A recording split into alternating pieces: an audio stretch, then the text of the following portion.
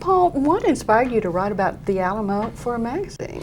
Well, you know, the Alamo was the story that first captivated me as a child. I grew up in San Angelo, Texas, and of course we spent all of our history time in class just talking about the Alamo and the Texas Revolution. I didn't know there was any other kind of history in the world except for Texas history until I moved away from San Angelo. So it's been a story that had long fascinated me, and I've been working for the last few years on a biography of Davy Crockett. So it's a story that I really wanted to tell at this particular time, because last year there was a major film that came out on the Alamo, a sort of revisionist film, and I wanted to get my version of the story out.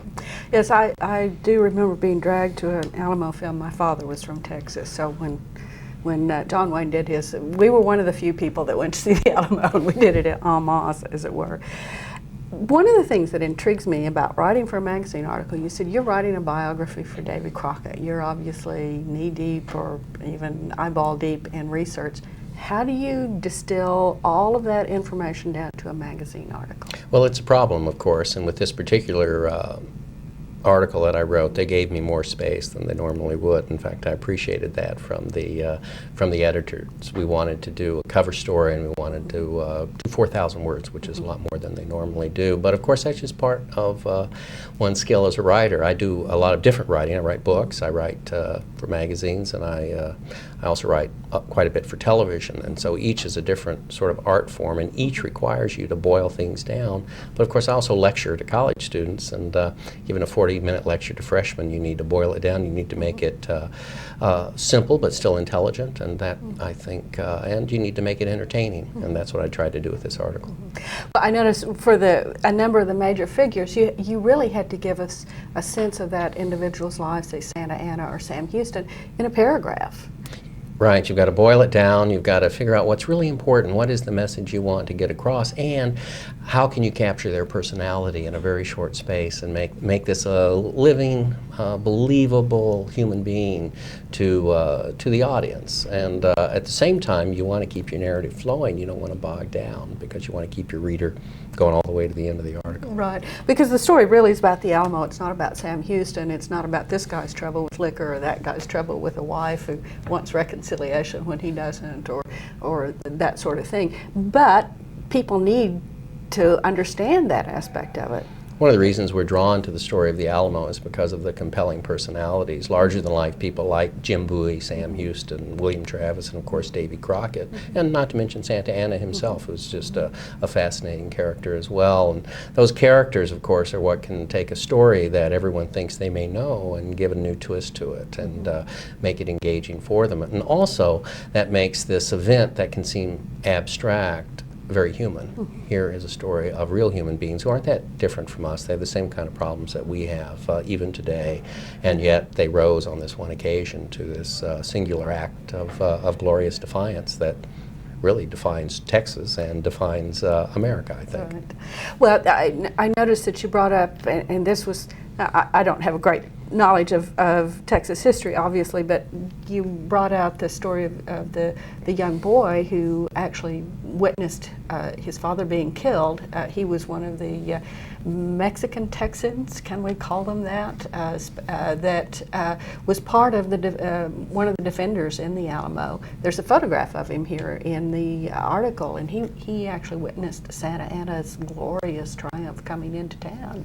That's right. Gregorio Esparza, his father, was one of the Tejano, as they were called, defenders of the Alamo, native Texans. Most of the defenders of the Alamo had only arrived very recently in Texas, and this young boy, though, Enrique, was there with his mother and his brothers and sisters, and witnessed part of the battle, and he's one of our best eyewitnesses, and left his account, of course, much later when he was a 70-year-old man living in San Antonio. I suspect it was a little colored by what had happened since then. As he aged, his account became increasingly colorful. Yes, it did. Yes, it did. But I appreciated that this article made it very clear that although a lot of the defenders were from the U.S. and had traveled there very early, that the Tejanos had some real grievances with the Mexican government as well, which was there in place as Santa Anna. He was the Mexican government at that time,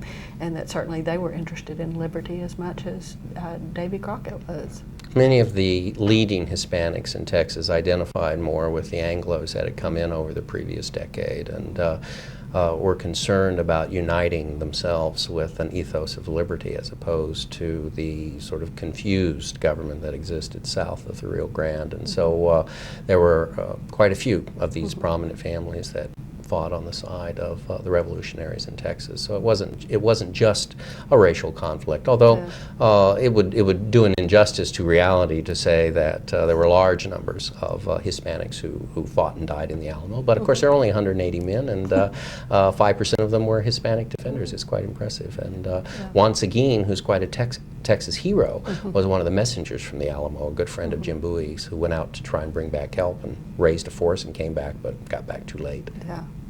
Well, I think you did a wonderful job of compressing all of this and bringing out some things that I think most of us are not aware of. I think we tend to get a lot of our history from TV and the movies, and you were able to, I felt, show in this very brief article that there are a lot of complications, that it was a much more complicated and far less straightforward situation than most of us tend to think. Well, thanks. I appreciate that. It was a complex situation, and one of the things I wanted to deal with was the complexity of it. Of course, you've again got to boil it down in an article, and I also wanted to put it in a context so that Americans would understand that while the Alamo is so dear to Texans, it also had enormous consequences for all of the United States, because it really set in motion the forces that led to the acquisition of the entire Southwest and California, and of course our continental destiny. And much of what we enjoy today comes from the sacrifice of those heroes, and they were heroes. Right. And it was a glorious sacrifice that we shouldn't be